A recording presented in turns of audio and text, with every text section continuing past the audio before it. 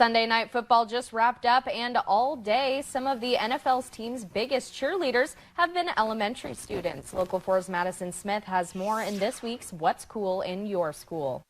If you want math to be adding Travis Kelce's receiving yards per game, or geography to be learning about the city your team is playing, NF Elementary is perfect for you. Miss Reinert at Park Elementary is using the curriculum in her classroom to teach how football is more than the X's and O's. So many kids that I've taught over the years love football, and it's such a nice way to form a bond and a relationship with them. And Mary always says that the lessons that we learn go beyond the gridiron, and I think that's just such a nice message to send to kids, and really made me want to be a part of this program. Who is Mary, you might be wondering? Mary Crippen, an elementary school teacher in Miami, Florida, is the co-creator of NF Elementary and has a large following on social media, including TikTok, where she's now been able to share her curriculum with teachers across the country like Miss Reiner.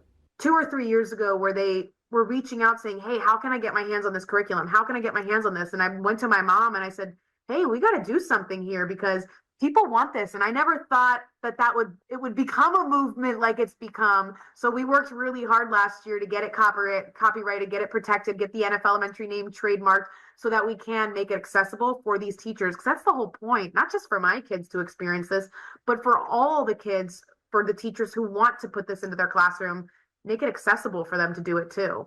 Each student drafted an NFL team at the beginning of the school year and will follow that team all 18 weeks of the season. Every Tuesday, the board gets updated with the latest division standings, and the students cheer for not only their team, but all 32 teams in the league.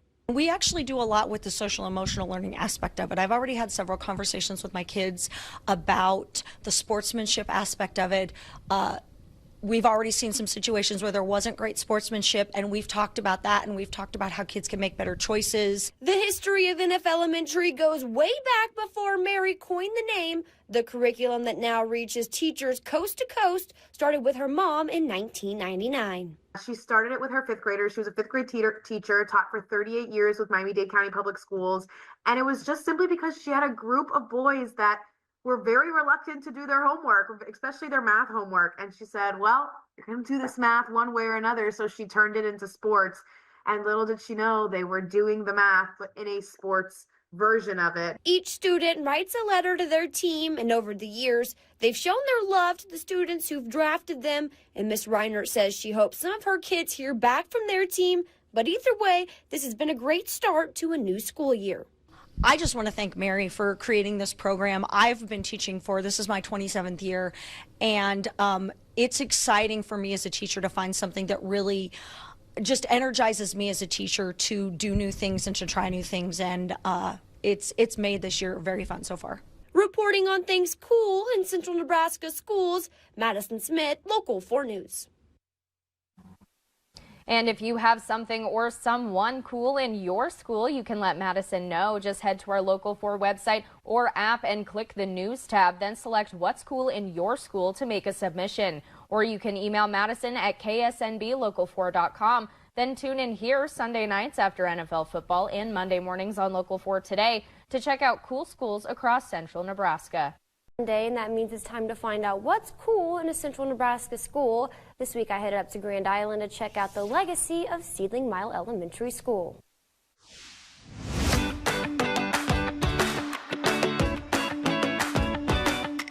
According to Hall County records, on February 11th, 1888, school district number 74 was organized. We know that school today as Seedling Mile Elementary. It was a one-room brick structure with 37 students and one teacher who was paid just $50 a month.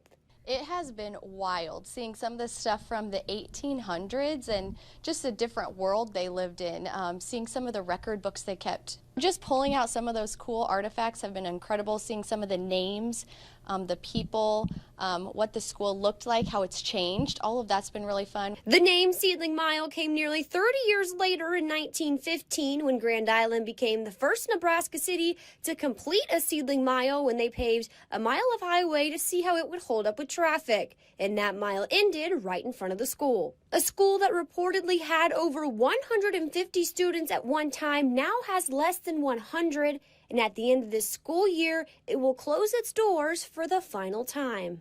I'm just so thankful for the memories that we had here and the wonderful teachers and staff that we had over the years. Well, this school is truly a family, and they've been so welcoming to me, the teachers and the students.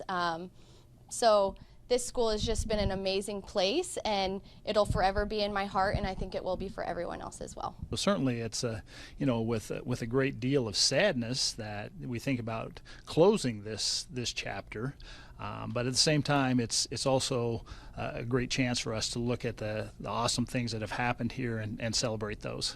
Starting in the 1973 school year, Seedling Mile became a part of the Grand Island Public School System, and talks began for a new building. In 1991, the Seedling Mile building you see today was built utilizing part of the old structure.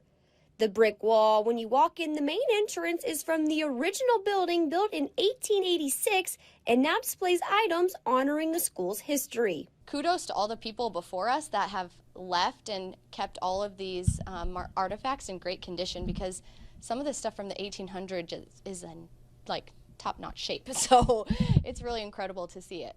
While the school will no longer be operating, the building isn't going anywhere. This is an outstanding building, and we really want to hold on to it and make sure that we have it available for future needs. We don't know exactly what that future will be yet, but we know that we're going to utilize the building in the best way possible.